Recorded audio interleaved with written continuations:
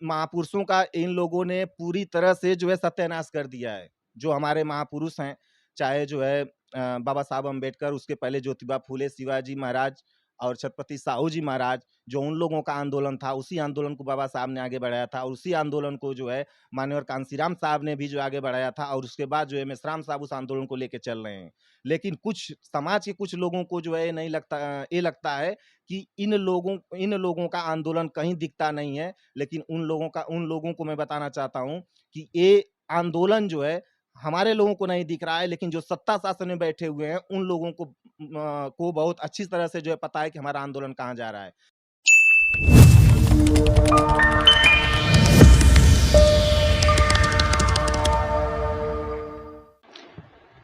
जय साथियों, हम इस समय बैठे हुए हैं डॉक्टर अखिलेश पटेल जी हैं और उनकी क्लिनिक में बैठे हुए हैं। आप लोग जानते हैं कि इस समय नेशनल लेवल पे ईवीएम भंडाफोड़ परिवर्तन यात्रा चल रही है और अभी कुछ दिन पहले बम्बई में एक संसद बैठी जिसका नाम था बेरोजगारों की संसद। तो बेरोजगारों की संसद में भी ईवीएम को लेकर के कुछ डिसीजन लिए गए और जिसमें बेरोजगारों ने ये घोषित किया कि आने वाले 2024 के चुनाव में अगर सरकार सही तरीके से चुनाव प्रक्रिया अपनाती है तो ठीक है, नहीं तो बेरोजगार लोग भी ईवीएम को फोड़ने का काम आने वाले 2024 के चुनाव में करेंगे। इधर जो परिवर्तन यात्रा चल रही है, उस परिवर्तन यात्रा में भी बहुजन क्रांति मोर्चा के राष्ट्रीय संयोजक माननीय वामन मेश्राम साहब खुले मन से ऐलान कर रहे हैं कि अगर चुनाव आयोग चुनाव प्रक्रिया में सुधार करता है, निष्पक्ष, पारदर्शी और सही चुनाव करता है, तो चुनाव को कंडक्ट होने दिया जाएगा। अदरवाइज ईवीएम जो वोटों की चोरी करने वाली मशीन है, उसको 2024 के चुनाव में फोड़ने का काम किया जाएगा।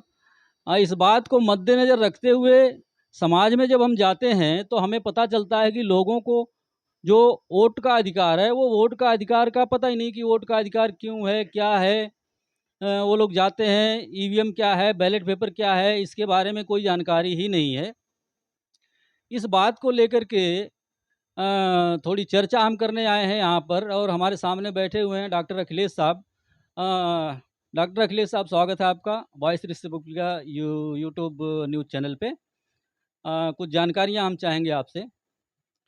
तो सबसे पहले तो आप हमको ये बता दें कि वोट का अधिकार क्या है? सबसे पहले सर मैं आपको जो है बहुत धन्यवाद जो है देता हूँ कि हमारी कुछ बातें जो है आप जो है यूट्यूब चैनल के माध्यम से जो है लोगों को बताने का जो है काम कर रहे हैं। जो आपने सवाल पूछा कि हमारे वोट का अधिकार क्या है, ये वोट का अधिकार जो है हम लोगों को पहले नहीं था। अंग्रेज़ों के शासन में और अंग्रेज़ों के शासन के पहले जो है वोट डालने का अधिकार केवल पूंजीपतियों का था। अंग्रेजी सरकार आई, उन लोगों ने नियम बनाया, नियम बना करके जो है सबसे पहले इंग्लैंड में जो है वहाँ की सरकार ने वोट डालने का अधिकार जो है दिया आम जनता को। उसके बाद जो है जब यहाँ के लोगों ने जो है जिनकी सत्ता थी, यानी कि हम तो डबल गुलाम थे, पहले ब्राह्मणों के गुलाम थे और ब्राह्मण लोग जो है उनके गुलाम थे अंग्रेजों के। तो अंग्रेजों का डर जो है देख करके ब्राह्मणों ने सोचा कि वहाँ पे जो पौड़ मताधिकार लागू हो गया है, यानी कि एक आम जनता को भी वोट डालने का अधिकार जो है मिल गया है, तो यहाँ पे भी जो अंग्रेजों का शासन है, तो यहाँ पे भी अंग्रेज लागू कर सकते हैं। तो इसको देखते हुए उन लोगों ने जो है अपने आप को फिर वहाँ से हिंदू भी कहना शुरू कर दिया। उसके पहले वो हिंदू नहीं कहते थे और धीरे-धीरे जो है अंग्रेजों ने जो है नियम कानून बना करके जो है वोट डालने का अधिकार दिया। लेकिन जाते-जाते उन्होंने क्या किया कि पूना पूना पैक्ट जो है बाबा साहब ने जो अंग्रेजों से जो है लड़ करके जो जब लिया था जो है पूना पैक्ट के माध्यम से जो वोट का अधिकार लिया था, उस अधिकार को जो है गांधी द्वारा जो है भूख हड़ताल और अनशन करके जो है खत्म कर दिया गया। जबकि वो हमारे देश के बहुमूल्य यानी कि 85% आबादी के जो है हित में था और गांधी ने जो है सिर्फ़ और सिर्फ़ 3 से 3.5% लोगों के हित के लिए जो है ये लड़ाई लड़ करके जो है 85% लोगों के हित हित का जो है सर्वनाश कर दिया। तो ये 85% लोगों के हितों का सर्वनाश जो गांधी ने किया, ये अंग्रेज़ों द्वारा पारित बाबा साहब की लड़ाई के आधार पर अंग्रेज़ों द्वारा पारित जो है कम्युनल अवार्ड जारी हुआ था, उसके आधार पर ये अधिकार मिला था जिसको पूना पैक्ट के माध्यम से ख़त्म किया गया। तो पूना पैक्ट होने के बाद बाबा साहब ऐसा बोलते हैं कि पूना पैक्ट की वजह से समाज में दलाल और भड़वे शासक जातियों के टूल स्टूज और एजेंट पैदा होंगे। तो इसको आप किस नज़रिए से देखते हैं? उसमें जो बाबा साहब ने कहा था कि इस पूना पैक्ट की वजह से जो अ, दलाल और भड़वे जो पैदा हुए, वो सही हुआ बाद में चल करके और आज भी है। तो वो जो पैदा हुए, उसके माध्यम से चुन करके गए, समाज के हित के लिए काम करना था, लेकिन उन्होंने नहीं किया। उन्होंने जो है सिर्फ़ और सिर्फ़ चमचागिरी की और उनकी जो है दलाली की और उसका जो है नतीजा ये हुआ कि बाद में फिर उन लोगों ने यानी कि जो सत्ता शासन में थे, चाहे बीजेपी हो, चाहे कांग्रेस हो, उन लोगों ने बाद में फिर ईवीएम को लेकर के आया, क्योंकि लोगों में जब जैसे-जैसे जागृति पैदा हुई, तो जागृति पैदा होने के बाद लोग जो है अपने अधिकार का वोट का जो अधिकार था, उसका जो है मतलब समझने लगे, उसकी वैल्यू समझने लगे। तो इन लोगों ने क्या किया, फिर ईवीएम जो आज की आधुनिक मनुस्मृति है, जैसे उस समय हमारे 90% 85 से 90% लोगों का हक अधिकार जो है मनुस्मृति के माध्यम से खत्म कर दिया गया था, उसी तरह से आज की आधुनिक मनुस्मृति जो है ईवीएम है, जिसको हटाना अति आवश्यक है। और आज भी जो है हमारे समाज के लोग जाति के नाम पे जो है वोट लेकर के अपने जाति का वोट लेकर के जाते हैं और वहाँ पे जो है चमचागिरी करते हैं और अपने समाज के बारे में जो है थोड़ा भी नहीं सोचते हैं। हमारा सवाल बेसिक ये था कि जो आम आदमी है, जो वोटर है, जो अपने वोट के अधिकार का प्रयोग करता है और अपने प्रतिनिधि को चुनता है, प्रतिनिधि को चुन करके संसद में भेजता है, वो प्रतिनिधि संसद में जाएगा और उसके लिए उसके हित का कानून बनाएगा। तो जो वोट का अधिकार प्रयोग करने वाला आदमी है, उसको इस 70 सालों में मिला क्या? क्योंकि हम जब समाज में निकलते हैं तो हमें ये पता लगता है कि आदमी को वोट क्या है, वोट का अधिकार क्या है, बैलेट पेपर क्या है, ईवीएम मशीन क्या है, इसके बारे में तो जानकारी नहीं है। तो अब वोट का अधिकार लेके जाने वाले जो लोग हैं, जो चुने हुए प्रतिनिधि हैं, तो अभी जो चुने हुए प्रतिनिधि गए हैं सत्ता में, क्या उनको प्रतिनिधि कहा जा सकता है? नहीं सर, जो इसके पहले आपने जो सवाल किया है दलाल भड़वे, उनको इसी शब्द से नवाजा जाए तो ठीक है। क्योंकि आज तक 70 जो आज़ादी के बाद से आज तक जो समाज के बारे में जो थोड़ा भी हित नहीं सोचते हैं। वे लोग जो है समाज के जो है लोगों का वोट लेकर के समाज के प्रति और समाज के हित के लिए जो है कोई काम नहीं करते हैं। और मेरा जो है मानना ये है कि हमारी जो आम जनता है, आम पब्लिक है, उसको ये सोचना चाहिए कि हमारे समाज को जगाने का और सही दिशा निर्देश देने का, जो भी संगठन, जो भी पार्टी काम करे, उसके बैनर तले आकर के जो है उसका समर्थन करना चाहिए। और दूसरी बात कि हमारे समाज में ये जो है मामला जो है व्याप्त है कि हमको समर्थन नहीं मिलता है। हम समाज में जाते हैं तो समाज हमारी बात को नहीं सुनते हैं, लेकिन इसमें समाज का कोई दोष नहीं है। उसमें दोष हमारा है, दोष हमारा इसलिए है कि समाज का आपको समर्थन मिलेगा। आप जितना चाहेंगे उतना समाज का समर्थन हासिल कर सकते हैं। लेकिन कैसे कर सकते हैं? उसके लिए आपके अंदर टैलेंट होना चाहिए। क्योंकि जो नेतृत्वकर्ता होता है, अगर नेतृत्वकर्ता अगर अच्छा है, तो समाज का समर्थन वो जितना चाहे उतना ले सकता है। और समाज का अगर नेतृत्वकर्ता अगर अच्छा नहीं है, यानी कि सही दिशा में अगर अपने आंदोलन को अगर नहीं ले जा पा रहा है, तो इसका मतलब उसको जो है थोड़ा भी जो समर्थन नहीं मिल पाएगा।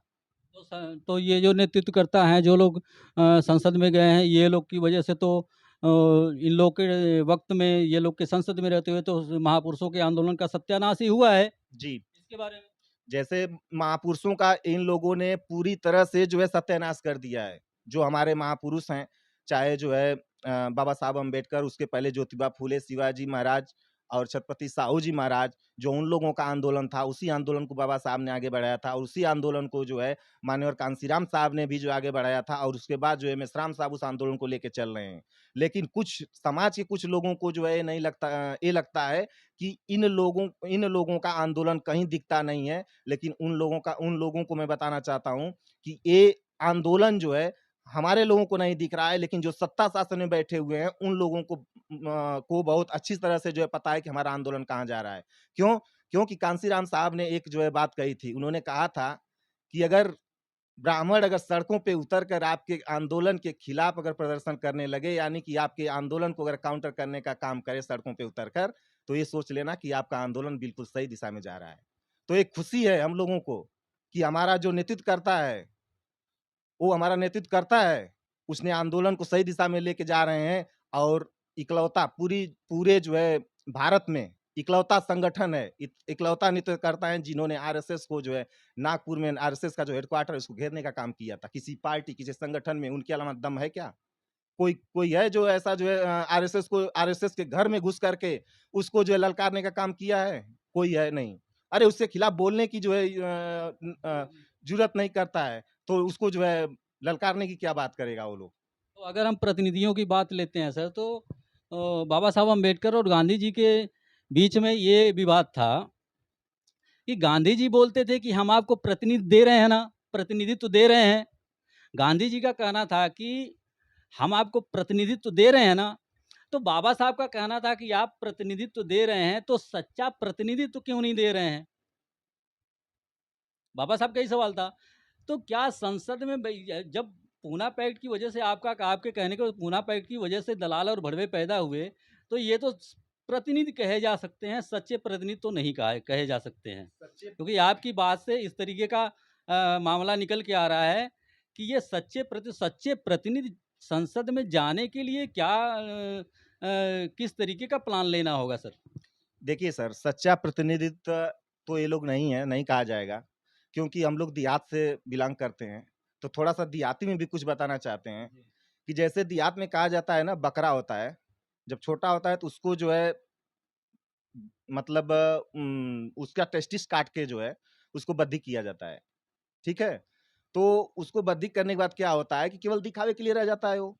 उसके अंदर जो है मतलब प्रजनन क्षमता प्रजनन नहीं रह क्षमता जाती। नहीं होती है, केवल दिखावे के लिए होता है। तो जो हमारे समाज के जो हैं, एसटी, एससी, ओबीसी के जो लोग चुन करके जा रहे हैं और महापुरुषों की जो है फ़ोटो लगा करके महापुरुषों का जो है नाम लेकर के जा रहे हैं और ये कह रहे हैं कि हम समाज में जो है महापुरुषों का जो आंदोलन था उसको उस आंदोलन को आगे बढ़ाएँगे, तो ये लोग ऐसा नहीं कर रहे हैं। इन लोगों को जो है, जो सत्ता शासन में चाहे कांग्रेस हो, चाहे बीजेपी हो, आरएसएस के लोगों ने इन लोगों को जो है उसी खस्सू की तरह बद्दी करके रखा हुआ है ताकि ये लोग सिर्फ़ दिखावे के लिए हैं, कुछ कर नहीं सकते हैं।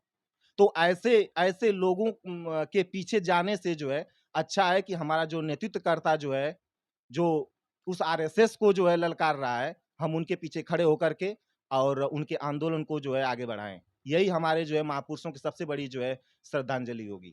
तो क्या वो तो माननीय बावन मेश्राम साहब की बात कर रहे हो, तो मेश्राम साहब तो सामाजिक आदमी हैं, सामाजिक संगठन चलाते हैं। वो ऐसा अक्सर बोलते रहते हैं कि जो पार्टी हमारी विचारधारा को, हमारे उद्देश्य को, हमारे मुद्दों को समर्थन करेगी, उसको हम अपना प्रतिनिधि मानेंगे, उसको हम सच्चा प्रतिनिधि मानेंगे, उसको हम समर्थन देने का काम करेंगे। तो क्या ऐसा कोई मामला है क्या, किसी पार्टी को उतारेंगे वो मैदान में? जी, बिल्कुल।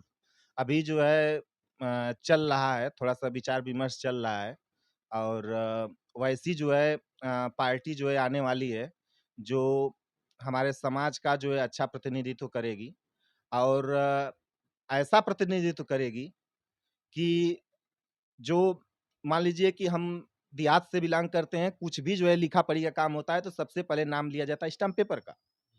तो वो ऐसी पार्टी रहेगी कि जो अपना वादा जो है स्टाम्प पेपर पर लिख कर देगी और ये जो शुरुआत जो की जा रही है, आदरणीय माननीय मेश्राम साहब द्वारा जो है, ये शुरुआत जो है आने वाले समय में जो है इतिहास बन के जो है उभरेगी और इतिहास ये बनेगी कि यही देख करके जितनी बाकी जो पार्टियां जो हैं, छोटी-मोटी चाहे बड़ी जितने भी हैं, वो लोग भी स्टाम्प पेपर पे लिखना शुरू कर देंगे।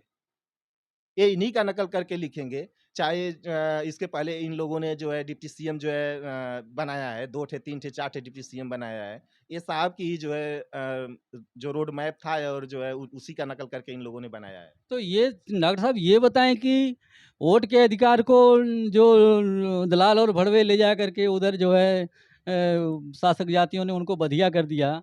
अभी ईवीएम जो आ गया है, अभी आपने सुना होगा कि दिल्ली में मीटिंग हुई है, कुछ पार्टियों की मीटिंग हुई है, बाहर प्रेस कॉन्फ्रेंस लिया उन्होंने और जो अपना संदेश देना था दिया, लेकिन फिर उसके बाद अंदर मीटिंग क्या हुई उसके बारे में किसी को जानकारी नहीं हुई है। तो क्या क्या ऐसा लगता है कि ईवीएम वोट का जो बैलेट पेपर से लोग चुन करके जाते थे, जो सच्चे प्रतिनिधि नहीं कहे जाए, खाली प्रतिनिधि उनको कहा जाए, प्रतिनिधि में ये दलाल और भड़वे कहा जाए बाबा साहब की भाषा में, और आपने भी उसको बताया। तो अभी जो ईवीएम आई है, ईवीएम क्या ये दलाल और भड़वों के भविष्य पर भी खतरा है क्या? जी हाँ, बिल्कुल है। उनके भविष्य में भी खतरा इसलिए है कि इसमें जो है 2024 का जो सामने का चुनाव है, इस चुनाव में जैसा कि सभी लोग जानते हैं, आम जनता तक भी ये जो है जानना ज़रूरी है कि 8 अक्टूबर 2013 को सुप्रीम कोर्ट ने जो जजमेंट दिया था, उसमें कहा था कि ईवीएम से जो है फ्री, फेयर एंड ट्रांसपेरेंट चुनाव नहीं हो सकता। और उस खबर को मेनस्ट्रीम मीडिया ने नहीं दिखाया, बल्कि सोशल मीडिया के माध्यम से, लोगों के माध्यम से जो है थोड़ा बहुत चर्चा में रहा। और 2014 से जो है आदरणीय मेश्राम साहब जो है ईवीएम के विषय में जो है लोगों को जागरूक करते आ रहे हैं और उनकी बात कोई नहीं मानता था। लेकिन 2024 का जो आगामी चुनाव है, इस चुनाव में लगभग 10 साल हो जाएगा, लेकिन इसके बाद भी अगर सरकार के कान कान के यहाँ अगर जू नहीं रेंगता है, तो 2024 के लोकसभा चुनाव में जो है भारत के हर बूथ पे जो है ईवीएम को तोड़ने का काम किया जाएगा। और इसलिए तोड़ने का काम किया जाएगा कि ये जो हमारी 85 से 90% जो आवाम है, उसको गुलाम बनाने के लिए जो है ईवीएम को लाया गया है। और ईवीएम जब तक रहेगी, तब तक ये 85 से 90% लोगों का जो है, कभी भला नहीं हो सकता। धन्यवाद डॉक्टर साहब। सारी बातों का नतीजा ये है कि वोट से हमारे वोटों से चुने हुए प्रतिनिधि जो संसद में गए, उन्होंने हमारे हित में कानून बनाने का काम नहीं किया। शासक जातियों ने इस बात को मद्देनज़र रखते हुए ईवीएम लाया, और ईवीएम से अब इन दल्ले और भड़वों का भी सफाया होने वाला है। उधर मेश्राम साहब का कहना ये है कि अगर 2024 में चुनाव हुआ और चुनाव आयोग ने अपनी चुनाव प्रणाली में सुधार नहीं किया, तो ईवीएम तोड़ा जाएगा। महाराष्ट्र से बेरोजगारों की संसद की शुरुआत हो चुकी है, और उन बेरोजगारों का भी कहना है कि अगर चुनाव आयोग चुनाव प्रणाली में सुधार नहीं करता है, तो हम ईवीएम फोड़ने का काम करेंगे। इन्हीं सब बातों के साथ विनोद कुमार, वॉइस रिपब्लिका,